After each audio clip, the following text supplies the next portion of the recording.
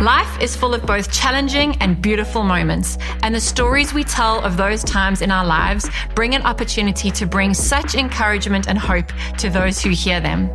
The saying goes that we are amazed at people's achievements, but we really connect with people on their vulnerabilities. We have sat around so many tables and heard the most incredible stories of people's perseverance and victory, and our hope is that you would be encouraged on your journey as we broadcast them. This is a place where everybody's story matters. Welcome to the Journey Podcast.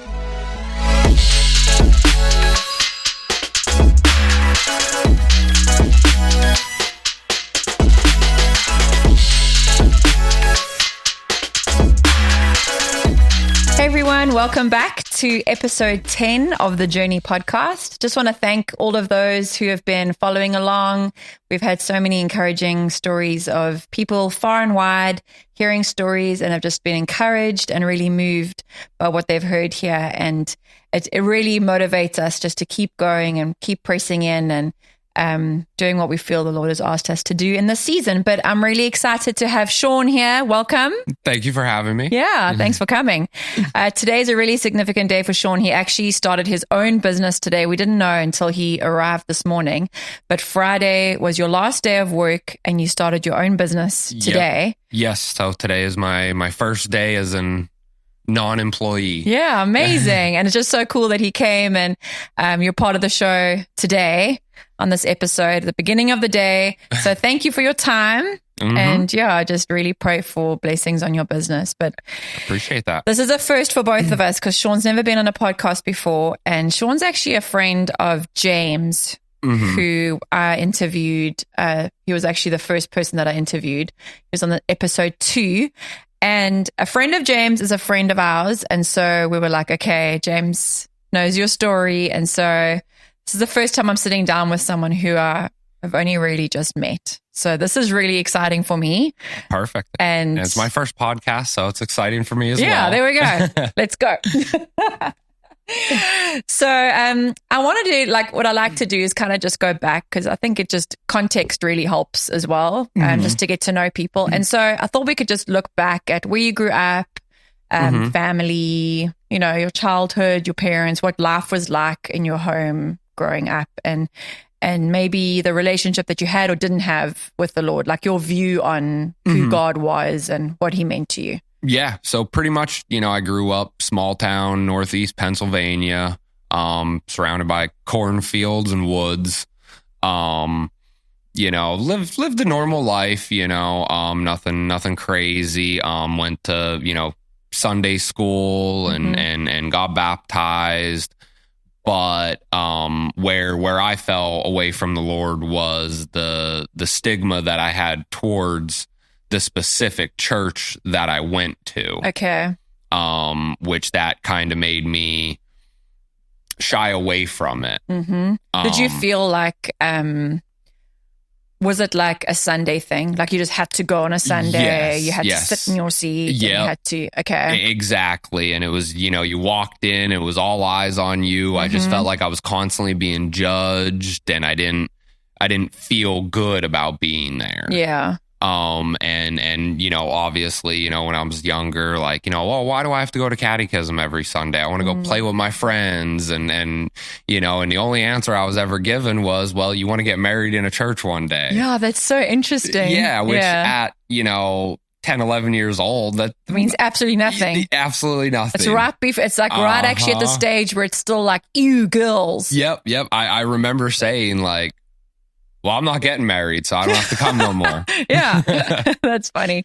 And I think that's actually like the danger when church is like this religious thing that you go to on a Sunday. And sometimes, and I'm not sure like your parents' walk or people that you saw in the church, but I know often we can be like a Sunday Christian, like you go to church on a Sunday, you wear your best, you go in there, everyone's smiling, you all behave a certain way, the kids all keep quiet in a little line, and then you go home and it's like dad's drunk on the couch and they're fighting, and or just back to normal life, and it's not real. There's not like a real relationship with the Lord, and I could totally understand how that's not desirable at all. There's no And that's pretty much how it was. We'd get dropped off at Sunday school. By the time we got picked up, my stepdad was probably drunk by that time. They always kept a keg in the house full.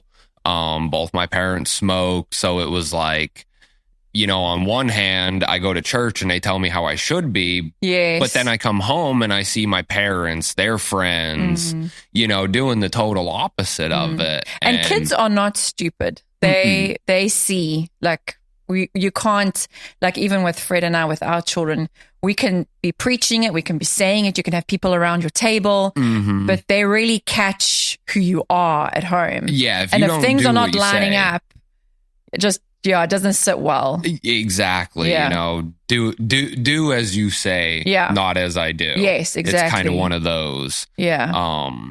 So then in school, did you go to like public school? Did you have good friends? Yep. I went to public school. Okay. Had some different crowds of friends. Most of them probably weren't the best influence. I remember when we were in elementary school and we skipped school one day. Yeah. And it was a catastrophe. I know. From the beginning to the end. We went to first class and then just walked out the doors and left. Wow, that could never happen now because it's like all the doors are sealed. You have to have like driver's licenses to get in for parents. But it was a miserable experience and I will never do it again. Did you get into a lot of trouble? We ended up walking probably 20 miles. Oh, no. We only made it about 15 and then, don't get in a stranger's car. We got in a stranger's car and they took us to where we needed to go. Oh, wow. By the time we got back to my friend's house, school was already over. The bus dropped them off already. And I'm like, what was that about? We skipped school to go walk. Yes. You got your steps in that day. Yes, 100%. Did you ever do it again or were you put off? When I was in high school, I did it again, but that's because I had a car. Okay. So it was a little different. Yeah. I was a doctor's child and I feel like doctor's kids, you've got to be, my dad worked on a mission hospital in South Africa and he saw some crazy things and you have to be pretty sick for you to be able to stay home from school. I remember, I would stay home at times, but it was like, you just go to school. Yep. There's no faking it for me. Yep. No, my mom was always good at calling me out on it. Oh, yeah. Moms know. Oh, yeah. They have an intuition. Funny. Okay. And then did you want to study after school or what did you kind of envision for your life? What did you want to become? After school, after high school, I went to Votech for welding and fabrication. Okay. So that was my whole goal was, to be just a traveling welder. All right. Get to see the country, parts that you wouldn't see just traveling from point A to point B. Yeah. So that was the goal, obviously. With the career path now, that didn't take off very well. Okay. Probably 3/4 of the way through my Votech school, I ended up pretty much getting real bad into drinking, partying, living the college lifestyle. Yeah. And I feel like a lot of American, I guess a lot of just young adults, it's almost seen as like the rite of passage to like adulthood.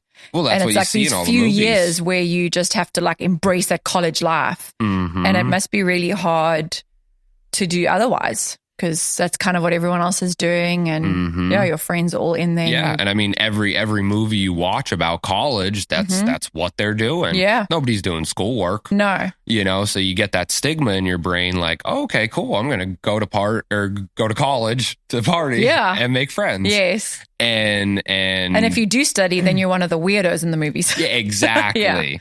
And then about 3/4 of the way through it, I ended up going out with some friends, drinking. I ended up wrecking my car that night. Oh, no. Rolled it over. I ended up breaking my wrist, my thumb, couple ribs, 3 vertebrae in my back. Which after that kind of ended my schooling. Yeah. Because after I I couldn't write. I couldn't really do anything for 5 weeks. So they Were pretty much... Were you driving? Yes. Okay. And did you get a DUI or what? I did not. Okay.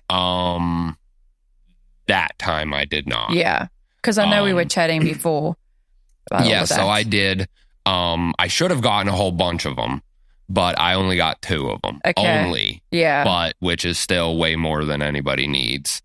Because we were chatting with James and he was just saying that like in America that's like taken really seriously, which is good because I know I think in America drinking is only allowed from 21, right? Correct. And okay, but the driving here is like 16. You can be on the road by yourself if you have a license. Correct. And then in South Africa, you can drink from 18. Okay. And you get your license. So it's like this dangerous combination of like, let's put a whole bunch of young people on the road and you can drink if you want. And everything's fine. Yeah, no. So when you're 16, you get your learner's permit. So you're only allowed to drive between certain hours. Yes. And like not on the highway and things like that. Yep. And then once you turn 18, then it's a free for all. Yeah. Which all of my... when I turned 21, obviously, we could drink now legally. Yeah, because I mean, I'm sure there are a lot of people who are just drinking before 21. Oh, yeah. I mean, it wasn't 21 when I had my first beer. And then, I ended up getting my first DUI. I wrecked my car. Wow. And got a DUI on that. But up from Pennsylvania, where I'm from, they have a thing, like a get out of jail free card, So it was more like a slap on the wrist. So I took it as a joke. First time offense or whatever. Yep. Pay a fine, go to some classes, probation, you're good to go. Okay. And then probably, I want to say a year later, I got my second one. And then they revoked my ARD. They recharged me with it. So I got charged with 3 of them. Ended up losing my license for 3 years. Oh no! Yep. Long time. I had to do like 4 weekends where I'd go to the county jail. Like a community service type thing, or kind of. But it was more like I would just go to jail for the weekend. Oh wow! Yeah, okay. Yeah. Friday I'd go to jail. Monday they'd let me out. I'd do my thing during the week, and then Friday I'd go back in. Was that to try and get you like? Is that trying to control like the party scene? Or what are they trying to do by doing that? I don't know if they were trying to control that or I mean, now looking back and you saying it, I mean, it's a good idea. Yeah. Can't go drinking if he's in jail. Going for a sleepover at the... And then I was on alcohol monitoring. So I had an ankle bracelet that if I drank any alcohol, it would go off. Wow. Blow tube. I had a blow tube in my vehicle. I'd never heard of that before. You were telling me about that before. Yep. You pretty much have to blow into it. And if it says you're good to go, then it allows you to start the car. Yep, exactly. That is actually like genius, I think. That's so clever. Such a clever contraption. It 100% is. It's just not fun if you're the person. No, not at all. Because like it would go off as I'm driving. So if I'm on a long drive, it would go off while I'm driving, but if the music's playing and everything, I wouldn't hear it. Oh, wow. So then I'd have so many days to take it to a service station and I'd have to pay them to redo it and all that. And then it was good to go for a little bit. And then every month I had to take it in and get it recalibrated. Yeah. And in all of that time, like, going into jail on the weekends, getting the DUIs, and just living the lifestyle that you were, there must have been something inside of you that was like searching, because it's like the only reason we do things like that is to make yourself feel like full in a part of your heart that feels empty, right? Mm-hmm. So it's like you're obviously searching for something. And so was there like a disappointment, or was there something in your heart that was like, oh my word, there must be more than this? Because you were still young then, right? Yeah, you were like 20, 21. Yeah, I was all that happened within 2 years. Yeah. And I wouldn't say it was something missing. It was more or less that's how I was raised. You know, everybody drank and drove. Mm-hmm. It wasn't anything. Wasn't anything special, just what it was just the normal everyday, everybody partied, go party at somebody's house and then drive home. It was just, you know, like I said, small town. We didn't have Ubers and all that stuff. Yeah. So yeah, it was just the norm to do it. Okay. And then after all that, that's when it kind of set in, like, this isn't normal. Yeah. Like normal people shouldn't be doing this. And actually going to the classes and stuff helped me out a lot, because it opened my eyes to, you know, I'm driving a 3,000 pound vehicle at 50 miles an hour. If I hit somebody, there's going to be some consequences to it. Yeah. You know, and I didn't want that on my conscience. And that's what kind of turned me around. And I'm like, I'm not drinking and driving anymore. Yeah. When in reality, it wasn't the drinking and the driving that was the issue. It was the drinking. Yes. You know, so it was like I went through years of just making excuses for it. Like, oh, well, I'm not driving. Yes, so I can get as drunk as I want. And that wasn't the key to it all. The key was to get rid of the alcohol. Yeah. And I think often we as humans, we're so good at justifying things that we do. 100%. Yeah. Okay. And then, so when did you, you were still living up there, and then when did you move down to Florida? What was that kind of timeline, and when did you meet? Because I know you're married now. Yep. But you weren't always married. So correct. So, I was with my now wife, girlfriend at the time. We were together for probably 3 years, and my brother lives in Florida. Okay. Right down in Port Orange. Nice. So we came down here for vacation.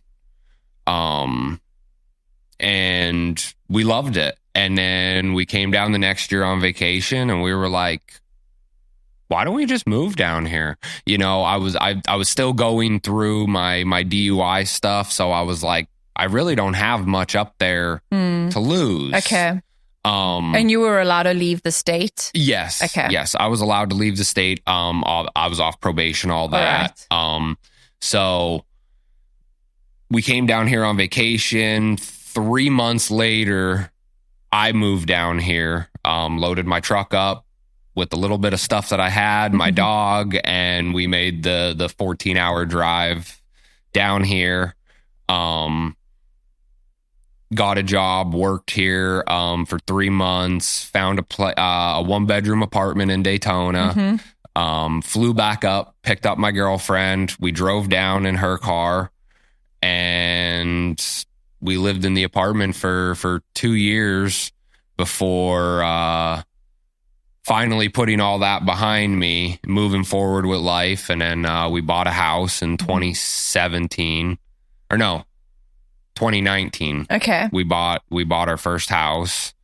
And it's pretty much been all uphill since there. Yeah. And when did you meet James? Because I know he was like...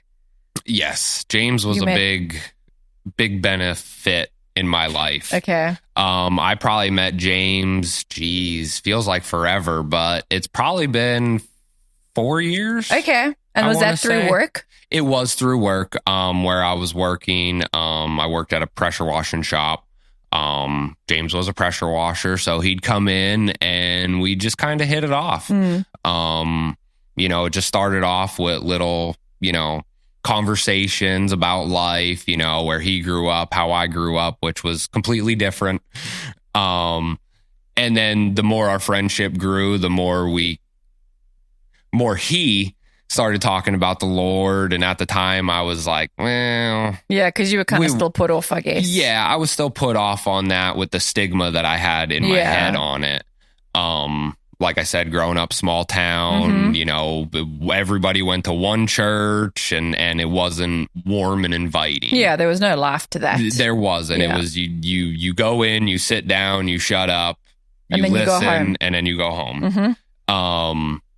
So yeah, after talking to James for a while, he kind of made me kind of change my thinking a little bit, you know, with some verses that he say, or I'll never forget it when I told him that I wanted to start my own business. We prayed right there in the shop. Wow. Goosebumps. Amazing. Goosebumps everywhere. I was like, whoa.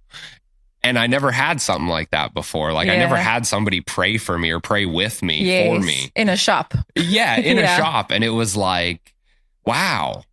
And then, you know, throughout the years of me being there, I had some other influential people come in. Okay. You know, and it was just, it made my mind think differently about it, to where instead of me having this bad stigma towards it, now I'm curious on it. I want to dig into this more and see what I missed out on. Yes. You know, so the company you keep is very important. Yeah.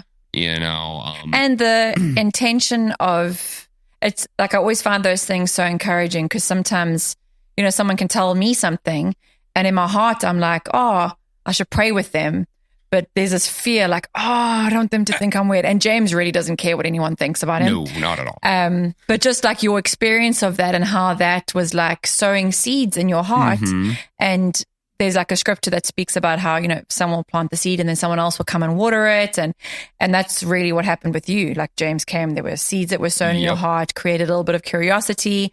The Lord brought more people around you. And I love how God really does surround us with people in seasons who are kind of graced to walk us through things. And so, yeah, I really love that. So then what was the point? Because I know that you've only like kind of just really started your walk with the Lord. Yeah, very recently.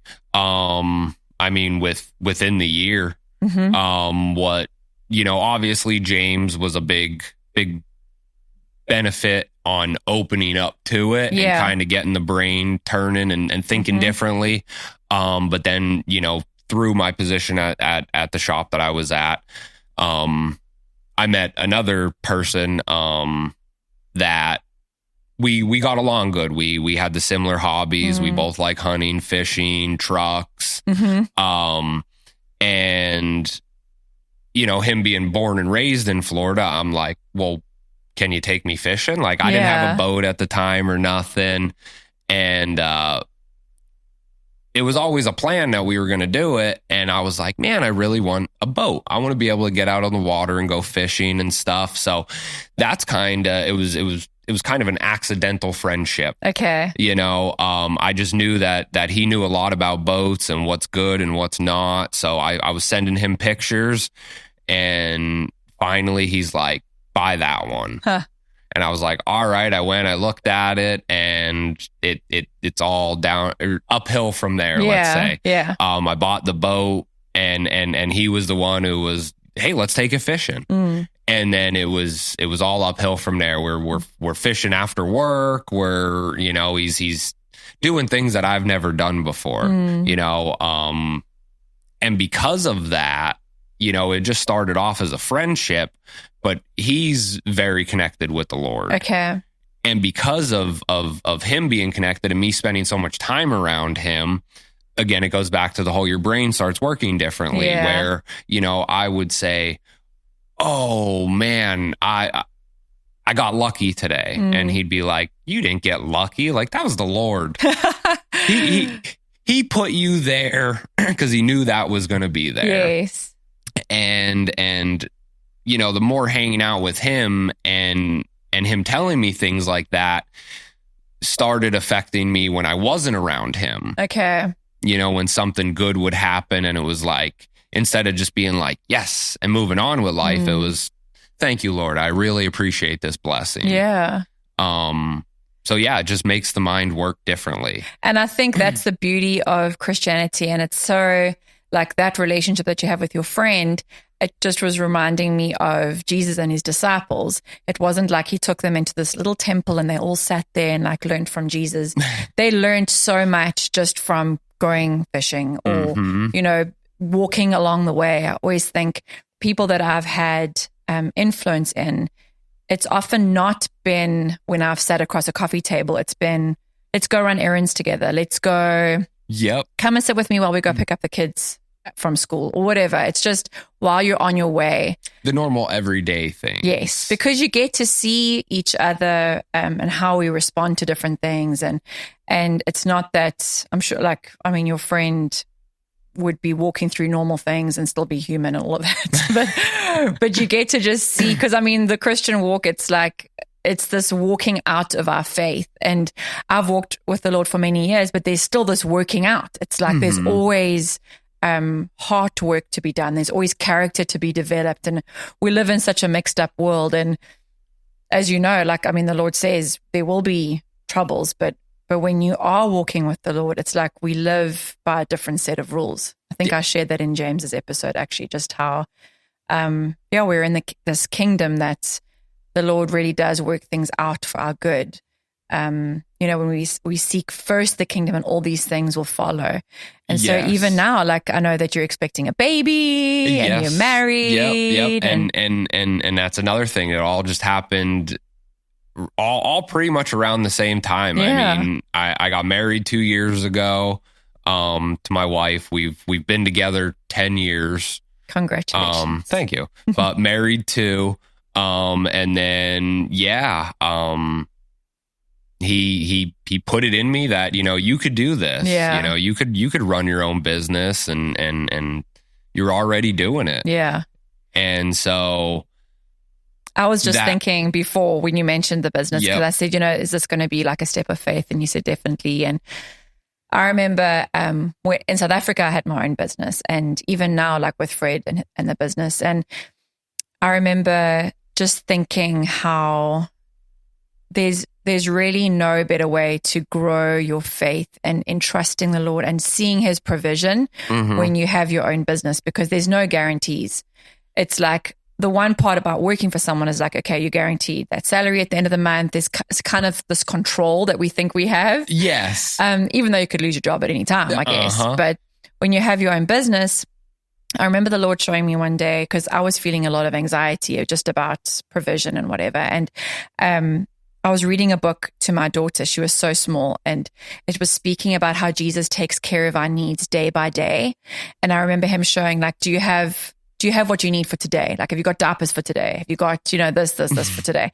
And I was like, yes. And I just remember him saying, like, don't think too far down the road with that. Like, he really does. It's that whole thing of like, today has enough worries of its own. He keeps you centered. Yes. And he really does. And I just know for you, like, what a beautiful thing. Like, you've just, you've received the Lord, you're walking with him, you're about to have a baby, you're married, you've got this beautiful home. And today's it's like, even just being on the podcast, I felt like that's so significant for you. It's just like the start of a new season, and how you really are going to see the Lord's hand in the most amazing ways, just in his provision. And just like your friend has walked with you, you are going to in turn now be able to do that for others. Yes. And that's kind of my goal now. And it's kind of been it for a little bit, as, I've kind of turned my wife too, because now, I talk about it more. Yeah. Our actual first time back into a church in who I couldn't tell you how many years was Easter Sunday. Okay. And we were both nervous. I called my buddy. I'm like, would you go with us? Yeah. And he's like, yeah, let's do it. And it was amazing. Yeah. I mean, we went in there. I'm sure very different to your experience growing up. 100%. I mean, as soon everybody came up. Hi, my name's so-and-so. Nice to meet you. Yeah. I mean, even just coming into the church as we're driving by to go to the parking lot, and guys standing outside waving, and it was just so warm and inviting. Yeah. And it was a totally different atmosphere than what I grew up and what I had the stigma of church at. And that's so important, like, just for people to feel like they're coming home. And it's not this, because I know sometimes people have also experienced like they're going to church and everyone is so friendly, and it can sometimes feel fake or just like a Sunday Christian. But you can sense with people when it's real and it feels like home. And I know in our church, it's the same thing. Like, it's so warm and inviting, but it's still a place where you can be real. And that's what we really are always striving for, is that, if you're having a bad day, you can be real about that. But we also get to celebrate with each other. Yeah. And that's, growing up, like, when you went to church, you put on your suit or your nice dress and so it was nice. Everything was formal. Yes. So it was nice to actually go and experience something different. Yeah. Where everyone was relaxed and it was like, I got the sense that we're all here for the same reason, and that was to praise the Lord. Yeah. We're not here to cast judgment on the guy sitting next to me because he has a hole in his shirt. Exactly. Or, he pulled up in some beater. Like, and it's the same with our kid. Like, you'll see, like, when you have a child, I don't want my kids to feel like they've got to come and, like, look a certain way and sit and talk a certain way.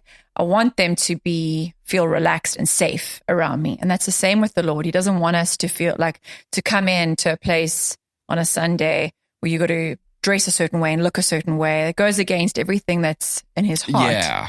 And one of the biggest things was, wrapping my head around was, the church is just a place. It is a holy place. Just the building. But it's the relationship that you have with the Lord that matters. It's just nice to have a building that every like-minded person can congregate to. Yep. It's like the Sunday family lunch. Yes, exactly. But the good kind. And it does turn into a family after a while. Yeah. Because everyone's there for the same reason. Yes. And community, just the importance of community, and even with your business and starting that and having a family, just to be surrounded by people who love you and can help and you can lean on. And I don't know how we would have done it in our lives if we never had community to really speak into our lives. And even for us, I mean, we're far from family. You guys are far from family. Yeah.